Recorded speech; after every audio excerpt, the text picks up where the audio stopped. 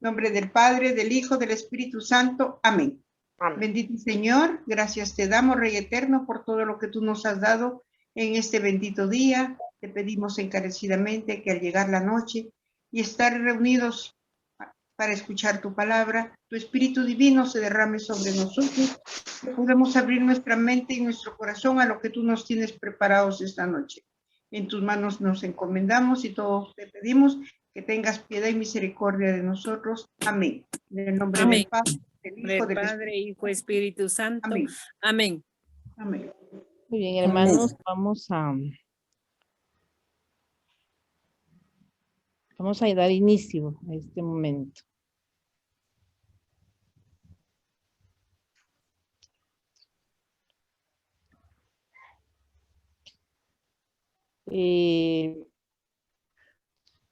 No sé si todos ven el documento, ¿sí? Me dicen, por favor, si todos pueden ver el documento. Sí, hermana, sí lo miro. Sí se mira. Sí lo Bien. vemos. Recordemos el sábado anterior estuvimos hablando un poco acerca de los estados de la iglesia y esa comunión que hay en ella entre la iglesia peregrina, la iglesia que está en el cielo y la iglesia purgante, y cómo nos ayuda la intercesión de todos los santos. Nosotros acá vivimos la fe sobre todo en la unidad en los sacramentos y en la fe. Nuestros hermanos que ya han sido llamados a la presencia de Dios y que están en la gloria de Dios, en la iglesia triunfante, pues ellos ven la gloria de Dios, ¿verdad? También se habló un poquito de que la Virgen María es madre de la iglesia y madre de Jesucristo, como el Concilio Vaticano retoma esto, ¿verdad? De que ella es nuestra madre, porque nosotros somos la iglesia, pero también es la madre de Jesucristo. De ese Cristo total, decía, ¿verdad? O sea, Él es la cabeza y nosotros somos su cuerpo. Hoy vamos a hablar de un tema que tal vez para muchos es conocido, las propiedades esenciales o notas de la iglesia. Dice que con este tema se inicia una última parte de la materia centrada en la estructura de la iglesia peregrinante. De hecho, dice las denominadas propiedades o notas de la iglesia, que son una santa, católica y apostólica, tienen junto a su dimensión esencial o constitutiva una dimensión existencial, dinámica o histórica. Por eso se han considerado como signos de credibilidad desde que fueron formuladas en el credo niceno-constantinopolitano en el año 381, por parte de la apologética y la teología fundamental para mostrar a la verdadera iglesia, sobre todo frente a los protestantes y otros cristianos desunidos que hoy llamamos hermanos separados. O sea que en este concilio se declara que la iglesia es una santa, católica y apostólica. Nosotros siempre que rezamos el credo, pues nosotros también decimos que es parte de nuestra fe.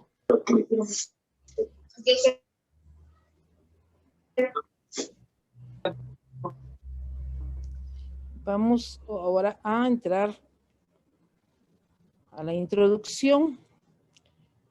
Dice que las notas que caracterizan a la iglesia son ante todo propiedades esenciales de la iglesia. Quiere decir que son de ella, ¿verdad? Eso es lo que distingue a la iglesia católica, ¿verdad?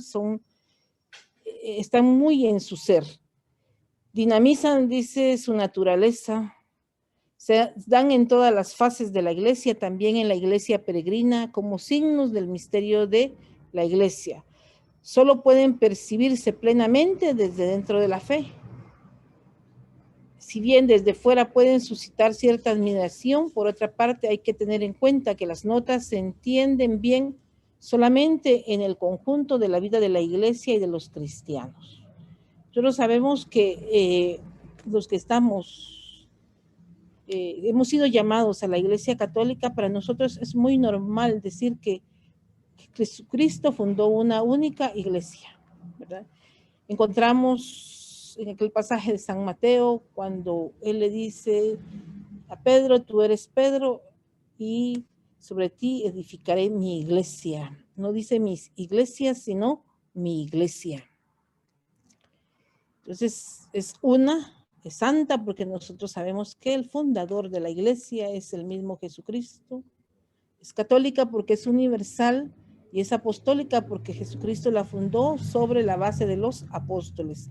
Pero vamos a ver cómo aquí va a ir desarrollándose van a ir desarrollando estos temas, ¿verdad? Entonces, esas pues son las propiedades esenciales de la iglesia y que para nosotros los cristianos es muy normal hacer alusión a ella, sobre todo cuando rezamos el credo, ¿verdad? El credo niceno-constantinopolitano que decimos, ¿verdad? Esa palabra tan larga, ¿por qué? Porque fue en ese año donde se declara que la iglesia es una santa, católica y apostólica.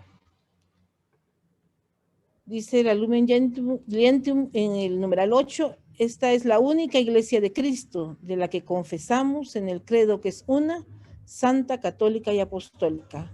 Estos 4 atributos inseparablemente unidos entre sí indican rasgos esenciales de la iglesia y de su misión.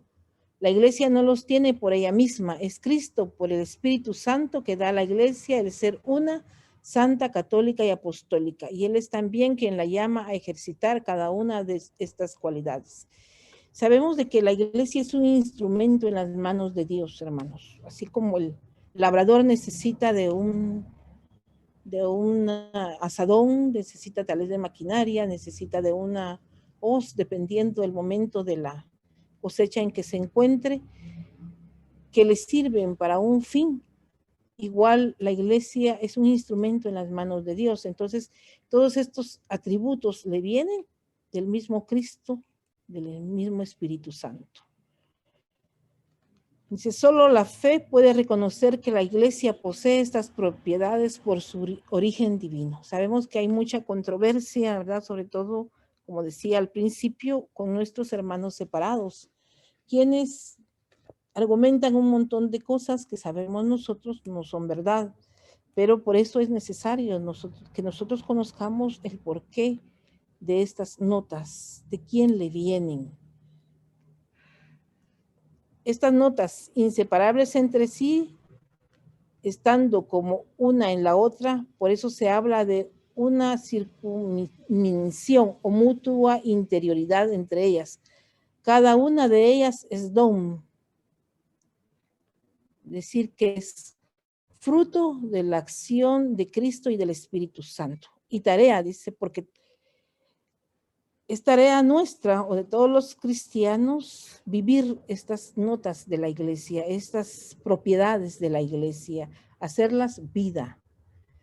Paralelamente a este doble aspecto en ella se puede distinguir 2 niveles, el esencial o constitutivo correspondiente al don y el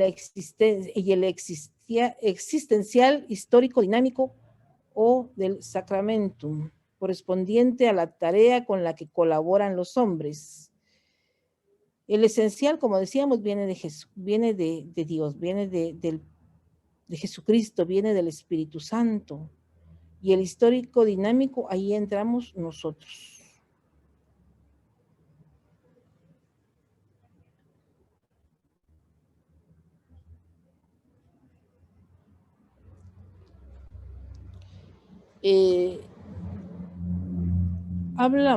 Dice que paralelamente a ese doble aspecto, en ella se pueden distinguir 2 niveles.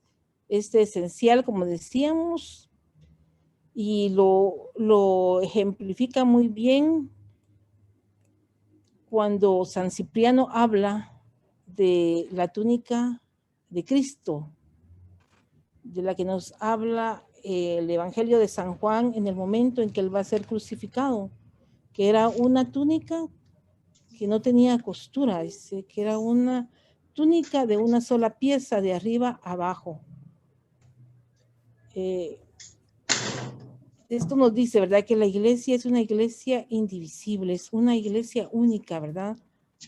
La unidad que trae Cristo procede de lo alto, del Padre Celestial, y por ello dice no puede ser escondida por quien la recibe, sino que debe ser integralmente acogida. ¿Vale? Entonces, este santo ejemplifica muy bien lo que significa en la palabra de Dios en el Evangelio de San Juan, cuando él dice y habla de la túnica de Cristo, que era una túnica de una sola pieza, y que los soldados finalmente se la sortean, no la quieren romper. Ustedes recuerdan cuando leemos esa parte de la pasión, dice que fue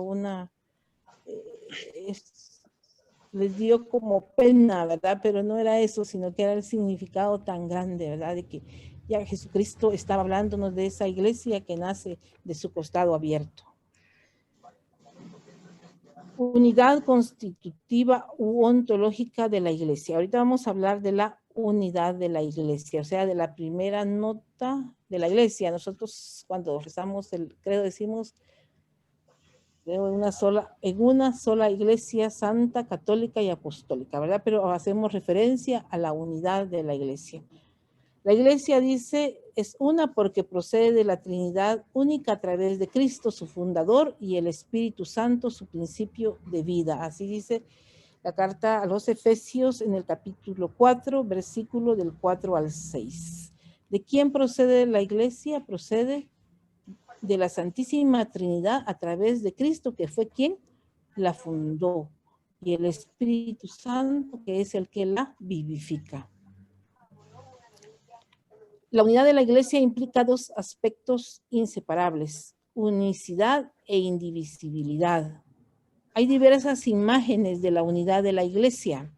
Eso los encontramos sobre todo en los evangelios, ¿verdad? Cuando se nos habla de que la iglesia es como un rebaño, cuando se nos habla de que es un único pueblo, el único cuerpo de Cristo, como nos dice también San Pablo, y templo del Espíritu Santo. Una luz con muchos rayos, un solo árbol con muchas ramas, dice San Cipriano también. Esto ya lo dice un santo de la iglesia, ¿verdad? Entonces, por eso se usan esas imágenes en el Evangelio, hablándonos de que somos un rebaño donde Cristo es nuestro pastor. Somos un único pueblo y un único cuerpo de Cristo y templo del Espíritu Santo. La unidad de la iglesia es imagen, prolongación y participación de la unidad intratrinitaria. San Juan 17:21. San Cipriano dice en frase recogida de la Lumen Gentium en el numeral 4 que la iglesia es una unidad que debe manifestarse visiblemente por dos motivos, por ser comunión también de personas humanas y por ser la finalidad de la misión que exige el testimonio visible de la unidad. Entonces, ¿cómo se hace visible la iglesia? A través de la comunión entre nosotros los bautizados. Y porque también esa misión de llevar el evangelio exige no solo la palabra, la enseñanza, sino que exige también el testimonio. La unidad visible tiene tres elementos interconectados. ¿Cuáles son esos tres elementos que tiene la unidad visible? O sea, lo que nosotros podemos ver son la fe, los sacramentos y el amor o caridad, a cuyo servicio está el gobierno de la jerarquía. Aquí tiene su raíz el triple vínculo, o sea, los vínculos visibles de comunión, que el Concilio Vaticano apunta como condición de pertenencia plena a la Iglesia, junto con la posesión del Espíritu de Cristo. ¿Cuáles son entonces esos tres elementos visibles de la Iglesia que nos hablan de su unidad? La fe, ¿verdad? Nos reunimos, sobre todo en la Eucaristía, nos reunimos tal vez en grupos, en nuestros grupos, en nuestros movimientos. Ahorita pues no se puede mayor cosa, pero en otros momentos pues sí hemos estado unidos, pero no cada quien por su lado, sino que todos así que todos viviendo la comunión, y no solo entre nosotros, sino que también con la iglesia representada en nuestra parroquia. Los sacramentos, pues los sacramentos también, ¿verdad? Todos vamos recibiendo nuestros sacramentos según nuestra vocación también, ¿verdad? Algunos pues son de iniciación, sabemos nosotros, ¿verdad? Son esa puerta de entrada con que Jesucristo nos acoge en ella, pero también hay algunos de vocación, como es el caso de servicio, son los sacramentos de servicio, ¿verdad? Como son el del orden y también el matrimonio. Entonces vamos viviendo también nosotros los sacramentos, pero algo que nos debe identificar es el amor o caridad, dice. Y a todo esto, ¿quién es? A cuyo servicio, dice, está el gobierno de la jerarquía. Sabemos que la jerarquía es quien tiene la autoridad de Dios y quien va guiándonos, ¿verdad? Están haciendo el papel de Cristo aquí en la tierra al ser nuestros pastores. Lo que caracteriza a la jerarquía es el servicio, porque recordemos que en la iglesia la autoridad tiene que ser vista siempre como servicio, ¿sí? No como algo donde yo me tomo prestigio o soy muy importante, o no. La autoridad de Dios es el servicio. Tal vez el mundo nos presenta otras situaciones, pero en la iglesia autoridad es igual a servicio.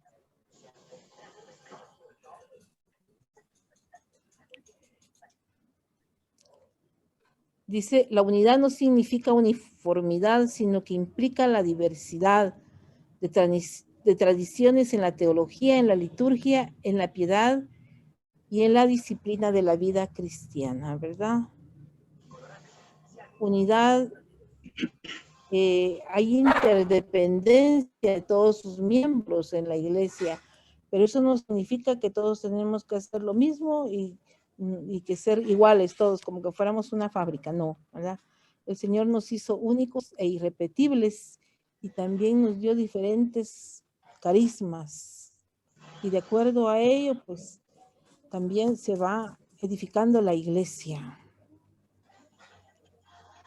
Dice, desde el principio esta iglesia se presenta, no obstante, con una gran diversidad que procede a la vez de la variedad de los dones de Dios y de la multiplicidad de las personas que los reciben. En la unidad del pueblo de Dios se reúnen los diferentes pueblos y culturas. Entre los miembros de la iglesia existe una diversidad de dones, cargos, condiciones y modos de vida. Dentro de la comunión eclesial existen legítimamente las iglesias particulares con sus propias tradiciones. La gran riqueza de esta diversidad no se opone a la unidad de la iglesia. No obstante, el pecado y el peso de sus consecuencias amenazan sin cesar el don de la unidad. También el apóstol debe exhortar a guardar la unidad del espíritu con el vínculo de la paz. O sea, siempre vamos a encontrar que la iglesia la formamos personas de todos los pueblos, de todas las naciones, porque en todos los pueblos y en todas las naciones existe un grupo de cristianos católicos, aún en aquellos donde la evangelización cuesta mucho. Sabemos de que hay lugares donde la iglesia es muy perseguida, en donde todavía no se ha llegado, pero allí también hay, aunque pocos, pero hay cristianos católicos, ¿sí? Y también la manera en cómo se va viviendo esta fe, pues es diferente, ¿verdad? Si ustedes habrán observado en algún momento, hoy que hay tanto acceso a muchos medios donde uno puede ver cómo viven la Eucaristía. Lo esencial es lo mismo, pero también tienen algunas características de acuerdo a la cultura del pueblo. Entonces, la unidad no significa uniformidad, sino que diversidad en la unidad, nos está diciendo aquí el aquí esta parte del tema. Lo que a veces afecta esa unidad sí es el pecado, sus consecuencias también, porque el pecado amenaza siempre la unidad de la iglesia, ¿verdad? Cuando ya comienzan divisiones, comienzan situaciones difíciles, entonces en ese momento ya pues esto sí amenaza la unidad, sobre todo, ahí sí que el pecado de un solo miembro de la iglesia afecta a toda la iglesia, porque somos ese cuerpo de Cristo, ¿verdad? Por eso San Pablo invita al pastor, dice, o sea, al obispo, a guardar la unidad del espíritu con el vínculo de la paz. Se separa de la iglesia tanto quien niega de forma pública y obstinada un contenido esencial de la fe común. A esto se le llama herejía. A veces hay enseñanzas de la iglesia que son esenciales a ella y las negamos de manera pública, ¿sí? ¿Cuántas personas niegan la autoridad del Papa, por ejemplo? Esto es muy común en este tiempo en que él es muy atacado. También dice como quien se vuelve contra la comunión litúrgica y social de los creyentes. Aquí ya hay un cisma, lo que suele concretarse en la ruptura de unidad con el Papa Obispo de Roma, ¿verdad? Cuando ya se da de una manera así muy grande, pues se rompe, ¿verdad? Se rompe la unidad con la cabeza visible de la iglesia, que es el Papa. La unidad, ahora vamos a ver, la unidad en sentido existencial o histórico, las heridas de la unidad y la tarea ecuménica. Desde el punto de vista existencial o histórico, los cristianos no hemos sabido mantener y expresar la unidad de la iglesia. Desde los tiempos apostólicos se han dado divisiones y heridas entre nosotros. Estas divisiones han sido especialmente graves en el siglo XI, división entre católicos y ortodoxos, entre Oriente y Occidente, y en el siglo XVI, división entre católicos y protestantes. En la iglesia encontramos, como dice este apartado, muchas heridas a la unidad. Aunque Cristo quiso que su iglesia sea una, que viva la comunión, la unidad, no somos nosotros, las personas, quienes vamos muchas veces hiriendo esa unidad entre nosotros. Y aquí pues se habla de las grandes divisiones a través de la historia. Por eso encontramos, para nosotros lo más conocido es lo que pasó en el siglo XI, la división entre católicos y protestantes, pero antes hubo esa ruptura porque en el siglo XI, cuando se dividen los católicos y los ortodoxos, la iglesia de Oriente, a pesar que recordemos que en la iglesia de Oriente vivieron esos grandes padres de la iglesia que nos dejaron esa doctrina de, más que una doctrina, una vivencia, ¿verdad? Cómo vivieron ellos el evangelio, y sus escritos pues nos sirven hoy mucho para también nosotros iluminar nuestra vivencia de fe, de iglesia. Sin embargo, se dio esta ruptura entre Oriente y Occidente, y en el siglo XVI esa división entre católicos y protestantes, con Lutero y otras personas, ¿verdad? Dice el Catecismo de la Iglesia Católica en el numeral 817, en esta una y única Iglesia de Dios aparecieron ya desde los primeros tiempos algunas escisiones que el apóstol reprueba severamente como condenables, y en siglos posteriores surgieron disensiones más amplias y comunidades no pequeñas se separaron de la comunión plena con la Iglesia Católica, y a veces no sin culpa de los hombres de ambas partes. Bueno, tales rupturas que lesionan la unidad del cuerpo de Cristo, se distingue la herejía, la apostasía y el cisma. No se producen sin el pecado de los hombres. Entonces, ¿qué es lo que provoca las divisiones, esas heridas a la unidad? El pecado de los hombres. Y algo que es bueno que también ver acá es, yo recuerdo cuando recibí el curso de eclesiología, se nos decía que esta parte del catecismo de la iglesia, donde se nos dice que la culpa de estas divisiones muchas veces no solamente es de los que se van, sino que también de los que se quedan, ¿verdad? A veces también nosotros que estamos dentro de la misma iglesia, pues provocamos esas divisiones. Que tenemos al Papa como cabeza, pero aún a veces, pues, hay culpa también en nosotros de que nuestros hermanos se vayan. Aquí se origina, dice, la denominada cuestión ecuménica y la tarea de restaurar la unidad visible e histórica entre los cristianos, a los que se denomina tarea ecuménica o ecumenismo. El ecumenismo doctrinal o teológico se ejercita entre expertos por medio de los diálogos ecuménicos. Creo que hoy hablamos mucho de ecumenismo. El Papa Francisco ha sido alguien que le ha dado bastante importancia al ecumenismo, sus viajes, por ejemplo, el año pasado y los años anteriores, él ha ido a pueblos que no son de denominación cristiana, ¿verdad? Sobre todo los pueblos del oriente del mundo. Sin embargo, él ha querido tener un acercamiento con ellos, ¿sí? También ha visitado lugares donde hay pocos cristianos, pero el mensaje que él lleva, lo lleva para todos, aún a los de otras confesiones o de otras que no son católicos, son cristianos, pero no son católicos. Hay, dice, otras dimensiones del ecumenismo. O sea, el ecumenismo es lo que hace, o lo que quiere, su finalidad es restaurar la unidad visible e histórica entre los cristianos.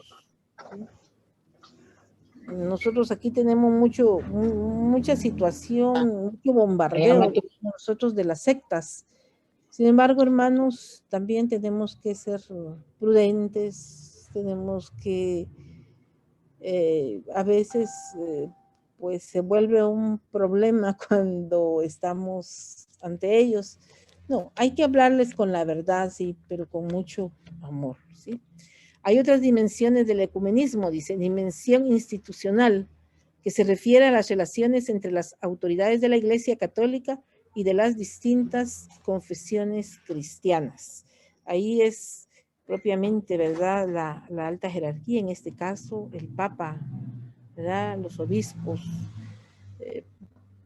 No sé, yo imagino que este año también, pero en Pentecostés se reunía la Iglesia católica aquí en Guatemala con los de otras confesiones cristianas, pero no católicas, ¿verdad?, para vivir, para celebrar ese momento tan grandioso de Pentecostés. Dimensión espiritual, dice, centrada en la conversión y la oración de todos los cristianos, especialmente en algunas circunstancias y épocas como la semana de oración por la unidad. A esto se llama a veces ecumenismo espiritual.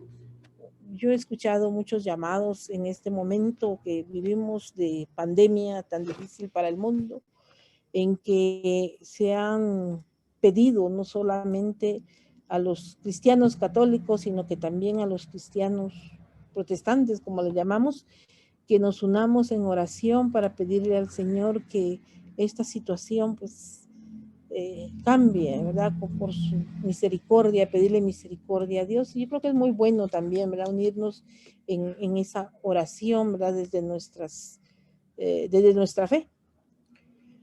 Dimensión que puede llamarse práctica, dice, que abarca tanto el mutuo conocimiento entre los cristianos de diversas confesiones como la formación ecuménica para la promoción de la unidad y la colaboración ecuménica en los ámbitos bíblico, litúrgico, catequético, así como en tareas de servicio al bien común, ayuda social, cultural, de calidad, etcétera. Entonces aquí ya es una forma de unirse con un fin específico. Yo siento que en el aspecto bíblico, litúrgico y catequético, pues es bastante difícil, aunque yo escuchaba en las, cuando el padre estuvo dando los temas, un hermano, ¿verdad?, contando de algunas experiencias que él había tenido, pero sí hay tareas al servicio común que podemos realizar también, y también en estos aspectos, ¿verdad?, si son guiados por el obispo, pues si son en el ámbito bíblico, litúrgico, catequético, y si es el obispo el que nos llama, pues ellos son los que van a saber orientarnos.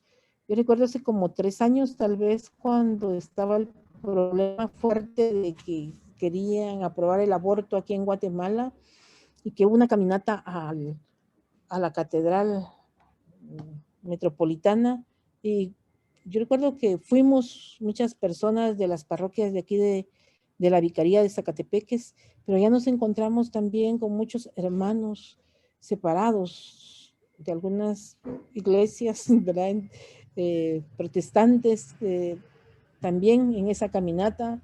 Incluso había muchos judíos, porque todos estábamos pidiendo que no se aprobaran esas leyes. Actualmente dice hay un ecumenismo de la sangre por el hecho de que tanto en el pasado como en la actualidad, en algunos países, muchos cristianos de cualquier confesión son perseguidos y asesinados, lo que debe llevarnos a reforzar la oración especialmente por ellos. Nosotros sabemos cómo la iglesia es perseguida, como el seguidor de Cristo en este caso, porque ellos tal vez sean separados de la iglesia católica, pero son, de alguna manera son cristianos, ¿sí? Porque creen en Jesucristo, son perseguidos en otros países, y también nuestra misión es orar por ellos, orar por su bienestar, orar para que ya no cesen esas persecuciones. Luego el padre indica que en el tema 14 se va a hablar un poquito más de ecumenismo en relación con la pertenencia a la iglesia y los grados de comunión, ¿verdad? De eso también nos habla el Concilio Vaticano II, ¿no? Cómo los grados de comunión con la iglesia son diferentes. Y bueno, ahora vamos al tema 2, que es la santidad. Entonces ya hablamos de la iglesia que es una y diversa, porque no hay uniformidad en esa unidad, sino que la diversidad es querida por el mismo Dios. Pero así como la Santísima Trinidad es un solo Dios y 3 personas divinas, también nosotros los católicos estamos llamados a vivir la unidad entre nosotros, y la unidad con el Padre, con el Hijo y con el Espíritu Santo. Santidad, la santidad ontológica de la iglesia y la llamada universal a la santidad. Lo ontológico significa que tiene que ver mucho con el ser de la misma iglesia. Ontológicamente, dice, la iglesia es indefectiblemente santa por su relación con la Trinidad, elegida por el Padre, redimida por el Hijo, santificada por el Espíritu Santo y santificadora por medio de las cosas santas, principalmente, como ya hemos estudiado, la fe y los sacramentos que dan como fruto la calidad, sustancia de la santidad. Entonces, ¿por qué la iglesia es santa? Por su relación con la Santísima Trinidad. El Padre la ha elegido desde siempre. El Padre, desde el llamado que le hace a Abraham en aquel momento lejano, hay una parte del catecismo de la iglesia donde dice que ni la caída de los ángeles, ni el pecado de nuestros primeros padres fueron motivo para que Dios desistiera de que nos había creado para Él. Y como respuesta a todo esto está el envío de su Hijo y la fundación de la iglesia. Entonces, el Padre la elige desde siempre, ¿verdad? Desde siempre tuvo en mente, eso lo vemos en Historia de la Salvación, ¿verdad? Como Él desde el llamado de Abraham a ser padre de muchos pueblos, ya comienza esa prefiguración, esa preparación de la iglesia, y cómo la va llevando por varias etapas hasta el momento en que San Pablo dice la plenitud de los tiempos, cuando envía a su Hijo Jesús, nacido de mujer, nacido bajo la ley, dice. Y luego es santificada por el Espíritu Santo. Y luego la iglesia es santificadora porque nos santifica a través de las cosas santas, principalmente por la fe y los sacramentos que deben dar fruto de caridad y que son la sustancia de la caridad, como dice acá.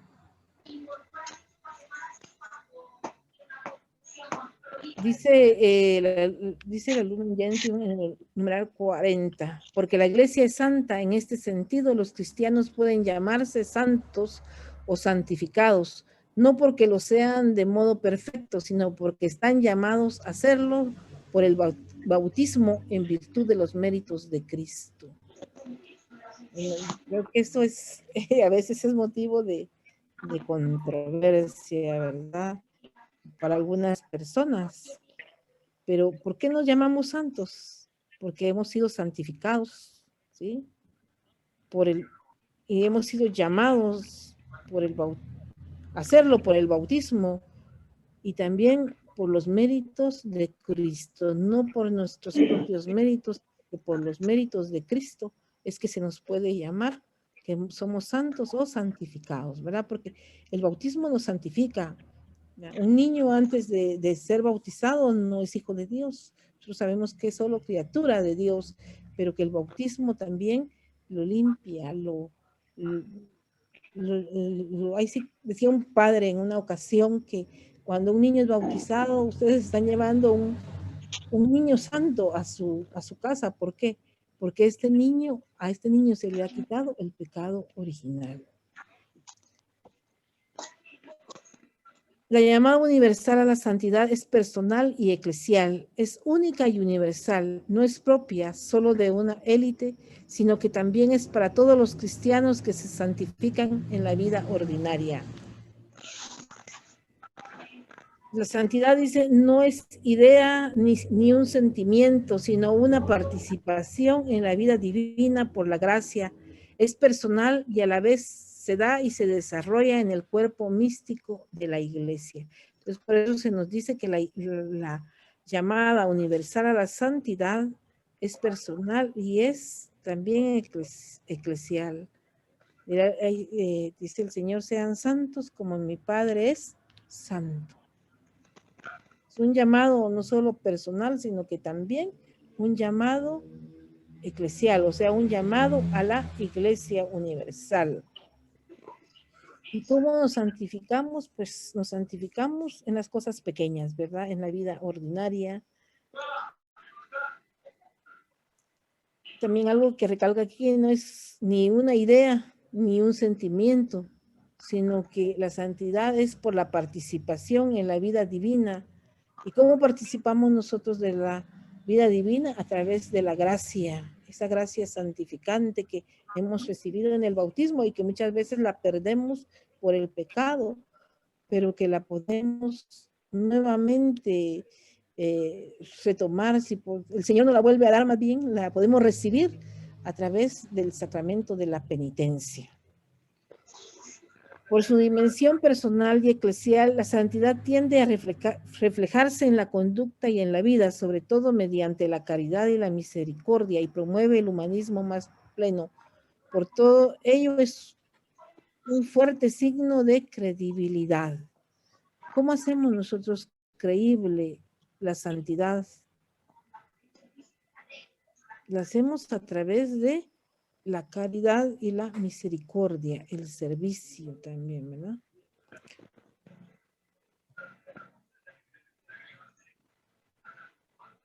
Entonces, la santidad, primero es un llamado universal y también un llamado personal.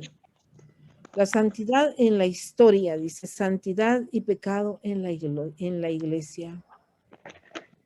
Yo recuerdo una persona que en una ocasión dando curso de historia de la iglesia nos decía, la historia de la iglesia es una historia de luces y de sombras.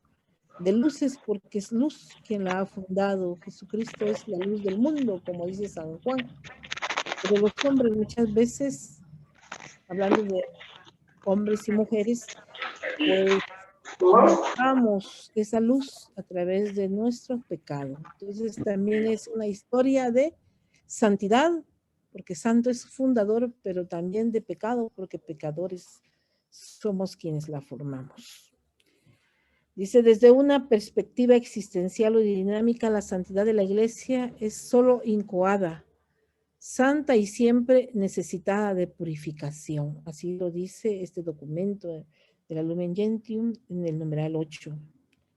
Es decir, que ya, pero todavía pero todavía no en plenitud tenemos la santidad también, ¿verdad?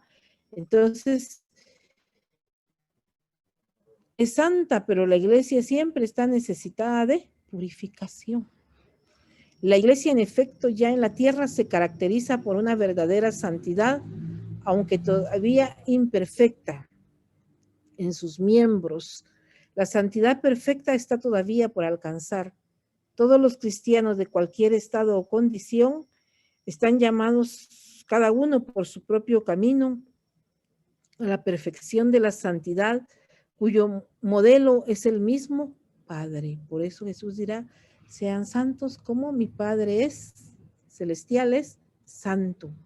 Y sí, desde nuestra vocación, desde lo que somos, el Señor nos pide ser santos, de la vocación como esposos, desde la vocación como consagrados en el sentido de que han recibido el orden o son religiosos, y tal vez también los que no se han casado, pero desde esa vocación Dios nos llama a la santidad.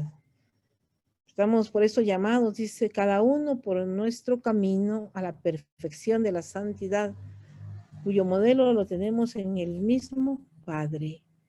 Al canonizar a ciertos fieles, proclamando solemnemente que han vivido heroicamente las virtudes en fidelidad a la gracia de Dios, la Iglesia reconoce la acción del Espíritu Santo en ella como espíritu de santidad, a la vez que sostienen nuestra fe, proponiendo a los santos como modelos e intercesores. ¿Por qué la Iglesia canoniza a los que han vivido las virtudes en fidelidad a Dios? Porque ahí no reconoce sus méritos solamente de ellos, sino que reconoce la acción del Espíritu Santo, cómo ellos se han dejado llevar por el Espíritu Santo, cómo ellos han abierto su vida al Espíritu Santo. Y eso es lo que reconoce la Iglesia cuando canoniza a todos estos santos, ¿verdad? Nosotros recientemente aquí en Guatemala hemos escuchado de ese grupo de mártires que no están canonizados, pero sí están ya rumbo a los altares del Quiché. Santo hermano Pedro, que vino de tierras tan lejanas en un momento tan difícil para viajar, pero que él vino aquí a hacer su misión, a ser presente a Dios, a vivir la caridad entre los más necesitados. Los santos y las santas han sido siempre fuente y origen de renovación en las circunstancias más difíciles de la historia de la Iglesia. La santidad de la Iglesia es el secreto manantial y la medida infalible de su laboriosidad apostólica y de su ímpetu misionero. Dios, que es infinitamente misericordioso, ha hecho surgir estas vidas santas en momentos difíciles de la Iglesia. Recordemos a San Francisco de Asís. San Francisco de Asís le toca vivir un momento muy difícil de la iglesia y sin embargo, él no se separa, él no se va, él continúa ahí y por eso el Señor le dice que el llamado que le hace es que reconstruya su iglesia. O sea, nosotros vemos cómo Dios hace surgir en esos momentos más duros siempre personas santas que nos recuerdan que la misión que Jesús le dio a la iglesia está presente y que nos debe renovar a nosotros también, ¿verdad? Hoy que vivimos un mundo bastante difícil, bastante alejado de Dios, pero aún en estas circunstancias Dios hace surgir personas santas, personas que lo siguen. Muchas veces se pone a pensar en aquellos sacerdotes, en aquellos misioneros, en aquellos religiosos que han dejado todo por el reino de Dios, han dejado familia, han dejado trabajo, han dejado tal vez condiciones cómodas y sin embargo han escuchado el llamado de Dios para hacer sus misioneros, para seguir la voz que los llama, ese llamado que Dios les hace a esa vocación. La iglesia dice no es de los puros, sino que tiene en su seno pecadores. En la iglesia se da la oscuridad constante de fracaso humano, pero en ella también reside una esperanza que el hombre necesita para poder vivir. A veces vemos que hay muchas situaciones muy duras, inesperadas también. Sin embargo, Dios siempre está en ella y por lo tanto es esa esperanza de un mundo mejor. Así lo dice el Papa Emérito Benedicto XVI, ¿verdad? Que aunque está formada por pecadores y porque se da oscuridad, una oscuridad constante y a veces pareciera que hay fracaso humano, siempre existe la esperanza. A veces pareciera, ¿verdad?, que no camina. Hay muchas situaciones que quisiéramos nosotros que cambiaran, pero siempre hay una semilla, y aunque no cambien todos, no se cambie toda la situación, siempre hay situaciones mejores.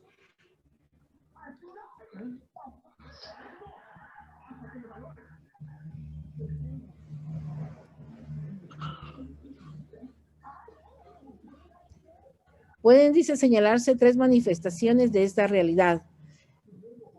La necesidad y la posibilidad en la iglesia de una continua purificación de la memoria histórica, como el acto que realizó San Juan Pablo II.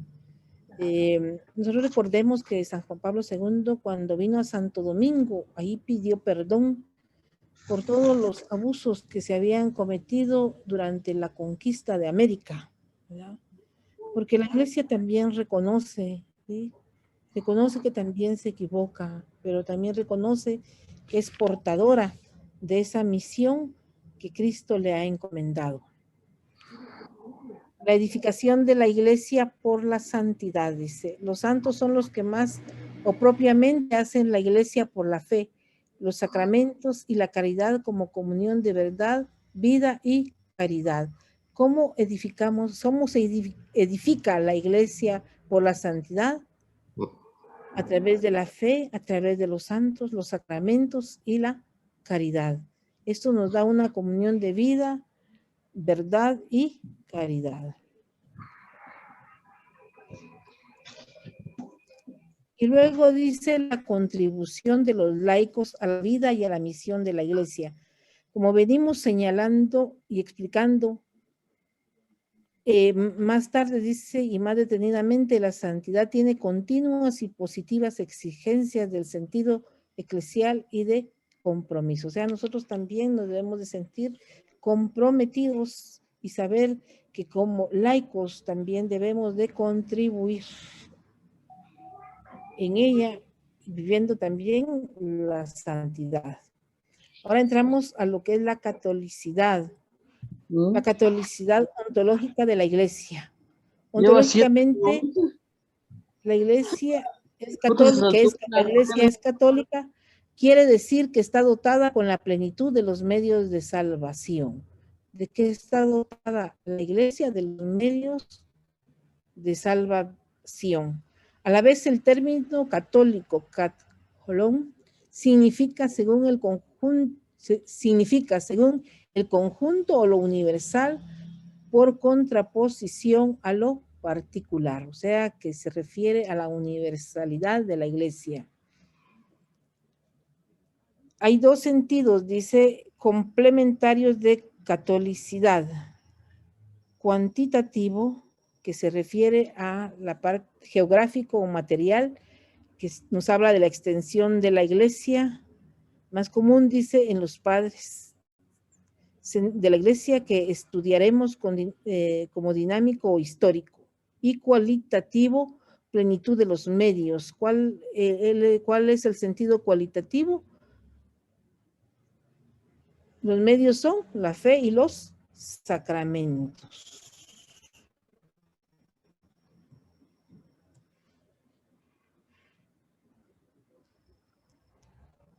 Se nos llama aquí entonces de que dice la fe, los sacramentos. Como subrayan los medievales, este sentido es teológicamente previo al otro, o sea que son los medios cualitativos de la catolicidad de la iglesia, que son los que son previos a los que se llaman cuantitativos. La Contrarreforma, dice, puso por delante el cuantitativo. La Lumen Gentium pone por delante la catolicidad cualitativa más compatible con la diversidad, el ecumenismo y la inculturación, pero también señaló el horizonte universal de la iglesia y de su misión. O sea, si bien lo cuantitativo en cuanto a la catolicidad de la iglesia, lo universal, nos habla de geografía, de extensión de la iglesia, lo cualitativo nos habla de la fe y los sacramentos. Y se nos habla de lo que pasa en la Contrarreforma. La Contrarreforma fue el movimiento que se dio en la iglesia después de la reforma de Lutero, que pone, pues habla mucho de lo cuantitativo, ¿verdad? Pero en la Lumen Gentium vemos que la parte cualitativa, o sea, de la fe y los sacramentos, pues lo enfatiza bastante. Dice que todos los hombres están invitados al pueblo de Dios. Por eso este pueblo uno y único ha de extenderse por el mundo, todo el mundo a través de todos los signos, para que así se cumpla el designio de Dios, que en el principio creó una única naturaleza humana y decidió reunir a sus hijos dispersos. Este carácter de universalidad que distingue al pueblo de Dios es un don del mismo Señor. Gracias a este carácter, la Iglesia Católica tiende siempre y eficazmente a reunir a la humanidad entera con todos sus valores bajo Cristo como cabeza en la unidad del Espíritu Santo. O sea, Dios al crear una única naturaleza humana, también decidió que todos sus hijos debían de reunirse, todos aquellos hijos que estaban dispersos. La catolicidad tiene una doble fuente. Desde arriba, la Trinidad. A partir de la alianza, la mediación universal de Cristo y la función dinámica del Espíritu Santo.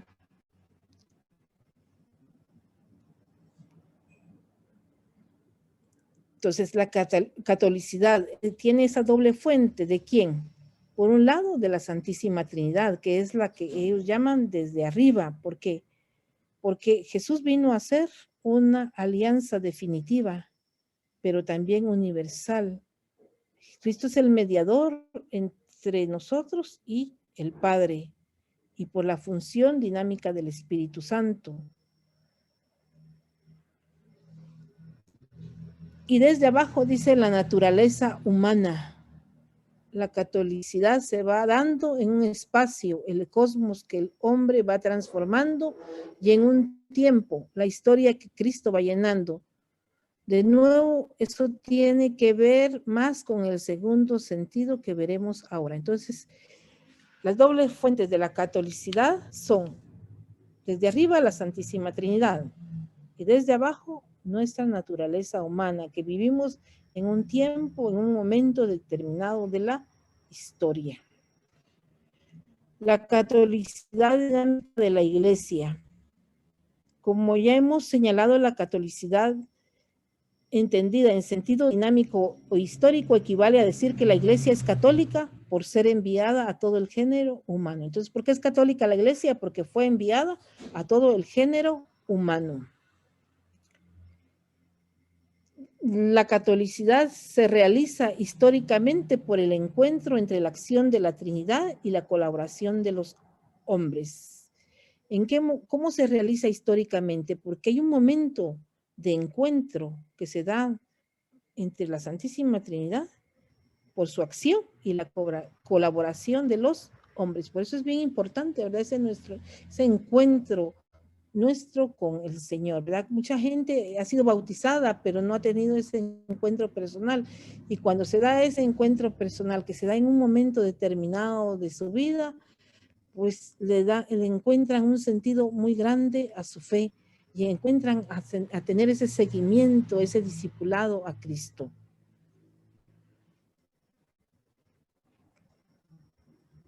Y por eso también nos habla que no solamente es un don, o sea, un regalo de Dios que viene de Dios, sino que también es una tarea, ¿verdad? Porque la iglesia ha sido enviada a todo el género humano y por eso las misiones son importantes siempre, de llevar el evangelio a todos. La catolicidad tiene como exigencia, dice, la misión de la iglesia. Su fundamento principal es el mandato misionero recibido por los apóstoles de Jesús.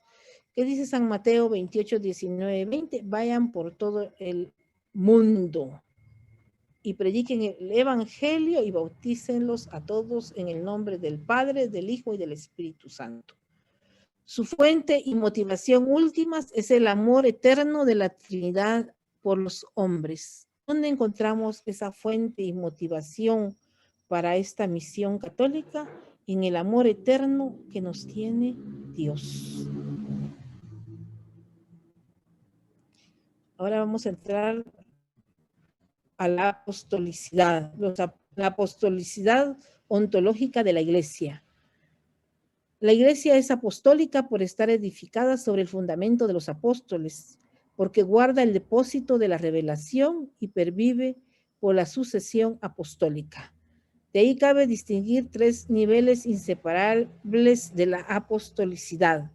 La Iglesia es apostólica desde su fundación por Cristo. Los apóstoles son enviados y ungidos por el Espíritu para una misión que implica el mandato de Cristo y el testimonio del resucitado. Jesús los ha enviado, pero el Espíritu Santo en Pentecostés los unge, incluso antes, desde la resurrección, Jesús, cuando los envía a perdonar los pecados también, y cuando reciben el Espíritu Santo en Pentecostés, ellos pueden ya dar testimonio y pueden ya ir a la misión. También dice a través de la tradición. La Iglesia con su enseñanza, vida y culto conserva y transmite todo lo que es y todo lo que cree y lo que cree. A esto es lo que le llamamos tradición en la Iglesia. O sea, desde su fundación Jesús los envió y los ungió el Espíritu Santo. Pero también la tradición ha conservado esta apostolicidad porque a través de la enseñanza de la Iglesia, la vida, la liturgia, que va transmitiendo lo que es ella y en lo que cree. Es como una madre dice que enseña a comprender y a comunicarse para vivir. Nos enseña el lenguaje de la fe.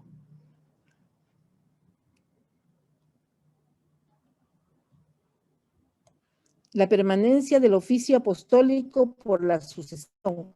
a través de la imposición de manos está atestiguada por los padres. Nosotros sabemos también que la sucesión apostólica ha venido desde Jesucristo. ¿Y cómo? A través de la imposición de manos. ¿Qué significa la imposición de manos? Es transmitir el Espíritu Santo.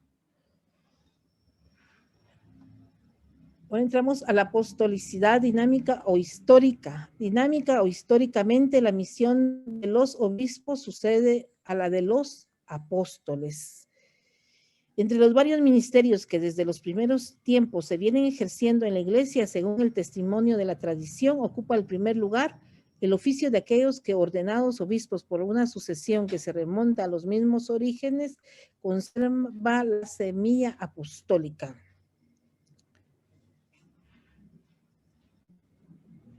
O sea que esta apostolicidad no ha sido algo que se quedó, ha sido dinámica en el sentido de que se ha ido sucediendo a través de los ministros ordenados. Dice, de modo más general, pero no menos real, la vocación cristiana es esencialmente vocación al apostolado.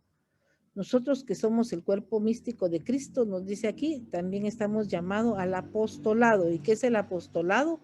Según nos dice en el Catecismo de la Iglesia Católica, en el numeral 863, que toda la actividad del cuerpo místico de Cristo, o sea, todos los que formamos la iglesia, esta actividad que tiende a propagar el reino de Cristo por toda la tierra, a esto se le llama apostolado, ¿verdad? Desde diversas maneras se va haciendo apostolado. En suma, dice, como decíamos al principio de este tema, las notas de la iglesia son propiedades esenciales de la iglesia porque las posee siempre durante la historia de modo incoado y después de modo definitivo. O sea, todavía no están debemos de llegar a la plenitud de estas propiedades de la iglesia, una santa, católica y apostólica. Otras propiedades, la indefectibilidad. ¿A qué se refiere esta propiedad de la indefectibilidad? Significa que la iglesia no faltará en el mundo hasta el final de la historia. Es una propiedad que afecta a todas las demás notas, como son la unidad, la santidad, la catolicidad y la apostolicidad. La indefectibilidad de la iglesia no debe confundirse, dice, con la infalibilidad. La infalibilidad de la iglesia viene a ser la misma indefectibilidad contemplada desde la perspectiva de la misión doctrinal y profética del pueblo de Dios. Infalibilidad nos dice que la iglesia lo que predica no puede tener error, ¿verdad? Y la indefectibilidad, que es lo que estamos viendo, se parecen mucho los términos, nos habla que esta propiedad de la iglesia o universal tiene tres aspectos principales: es perpetuidad, permanencia con su propia identidad y finalidad escatológica. Quiere decir que la iglesia va a permanecer siempre, ¿sí? O sea, hasta el final de los tiempos. La iglesia no puede desaparecer porque la iglesia tiene esta propiedad que el mismo Dios se la ha dado, ¿sí? Su fidelidad también al esposo que es Cristo. Vemos aquí que dice que en la Sagrada Escritura, la parábola de la cizaña y del trigo, con la explicación dada por el mismo Jesús, señalan la perennidad de la iglesia. O sea que la indefectibilidad de la iglesia nos habla de su perennidad. En esta parábola recordemos que el Señor nos habla de que cómo el trigo tiene que convivir con la cizaña y que al final, pues, en la cosecha van a ser separados uno del otro. El mandato misionero que encontramos en San Mateo no solo nos dice que la iglesia es indefectible, sino que, porque dice, ahí dice, el Señor, ¿verdad?, los envía, pero también les dice que Él va a estar con ellos hasta el final de los tiempos. Entonces, el que la iglesia sea perenne es porque el mismo Jesucristo está en ella. Dice, la presencia de Cristo entre los suyos es como garantía de la eficacia salvífica de la evangelización. O sea, toda tarea evangelizadora va a permanecer hasta que el Señor lo quiera, hasta el final de los tiempos, porque Jesús mismo está en ella. Y no solo dice en su doctrina, sino que también en su mismo ser.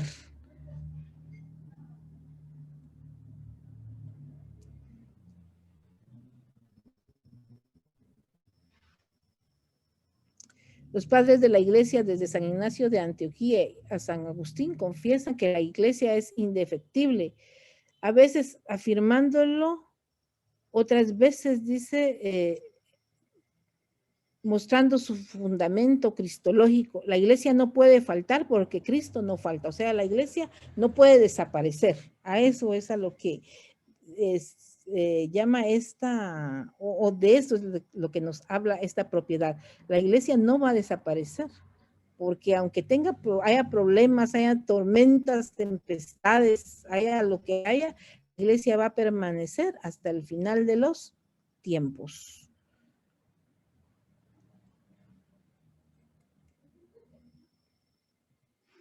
Aspectos fundamentales, dice, de la indefectibilidad. Puede decirse que la perpetuidad o perennidad de la iglesia incluye no solo su existencia para siempre,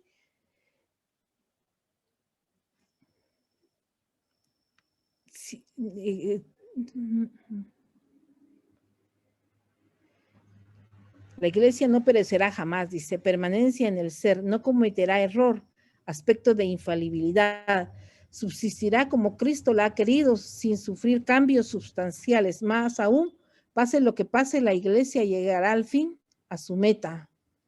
A esto se le llama finalidad o tensión escatológica. O sea, la iglesia siempre va a existir hasta que el Señor así lo decida, ¿verdad? Hasta que dice que sea el final de los tiempos. La confesión de la indefectibilidad de la iglesia equivale a reconocer la grandeza de Dios que la ha hecho apta para conseguir el fin que él mismo le señaló. Esta propiedad puede considerarse implícita en las 4 propiedades o notas. Porque la iglesia es indefectible, podemos llegar a la plenitud de la vida eterna que Dios nos depara. Solo en ella se encuentra la fe en su verdad plena y definitiva. O sea, la verdadera iglesia es la iglesia católica, la iglesia que Cristo fundó. Lo que suele llamarse indefectibilidad de la iglesia no es sino otro modo de nombrar la alianza nueva y eterna que el sacerdote en la persona de Cristo renueva cada día en el altar hasta que vuelva el Señor. En efecto, la Eucaristía manifiesta y garantiza que la alianza con Dios sea llevada durante la historia hacia su plenitud. Se confirma que la indefectibilidad para gloria del Padre por Cristo en el Espíritu Santo. O sea, así que en todos los siglos, hasta que el Señor vuelva, ¿verdad? Hasta la consumación de los siglos, se va haciendo presente la iglesia. Y cómo una manera tan sublime de verlo es a través de la Eucaristía, porque Cristo renueva esa alianza que Él hizo con el Padre en cada Eucaristía, porque en la persona del sacerdote está está Jesucristo. En efecto, dice, la Eucaristía manifiesta y garantiza que la alianza con Dios sea llevada durante la historia hacia su plenitud. Se confirma que la indefectibilidad para gloria del Padre por Cristo en el Espíritu. Y así de la iglesia es necesaria para que la iglesia sea medio y fruto de salvación, como profundizaremos en los próximos temas. Entonces, indefectibilidad quiere decir que Cristo está presente en su iglesia y por lo tanto la iglesia va a ser perenne hasta la consumación de los siglos, ¿verdad? La iglesia no se va a terminar, aunque muchos así quisieran, pero no, la iglesia va a permanecer hasta que el Señor hasta que el Señor venga glorioso de nuevo. Hermanos, espero que este término indefectibilidad e infalibilidad, que son diferentes, pues encontremos la diferencia, ¿verdad? Infalibilidad es sin error, indefectibilidad es perennidad de la iglesia que se mantiene fiel al esposo que es Cristo y que Cristo está en ella. Y sobre todo, como vemos en la Eucaristía, es donde más podemos ver que Cristo está presente en su iglesia y en la misión de todos, ¿verdad? Y todos también estamos llamados a esa misión. Entonces, este es el tema de hoy. Espero, ya no les digo, espero que haya sido comprensible y vamos a hacer nuestra oración final porque estaba viendo que ya nos pasamos unos minutos. O si hay alguien que quiere hacer algún comentario, pues está bien.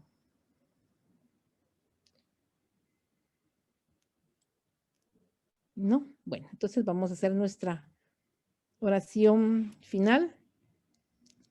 Y lo vamos a hacer en el nombre del Padre, del Hijo y del Espíritu Santo. Señor, te damos gracias por este momento que nos has permitido, Señor, y que nos recuerdas que tu iglesia es una, porque así la quisiste tú. Tú fundaste una única iglesia que es santa porque tú estás presente en ella y tú la fundaste, que es apostólica, Señor, porque la fundaste sobre la base de los apóstoles, sobre el fundamento de los apóstoles. Y te damos gracias también por esa sucesión que ha venido hasta nosotros. Y que es católica porque es universal. Gracias, Señor, por todo lo que tú has querido dar a tu iglesia para que sea ese signo de tu presencia. Gracias, Señor, porque a través de ella recibimos nuestros sacramentos, aumentamos nuestra fe y recibimos, Señor, todo lo que de ti viene. Te damos gracias, te alabamos y te bendecimos. Y te decimos, Señor, que nos guardes de todo peligro y que nos ayudes a ser fieles a esta iglesia a la que tú nos llamaste. En el nombre del Padre, del Hijo y del Espíritu Santo. Espíritu Santo. Amén.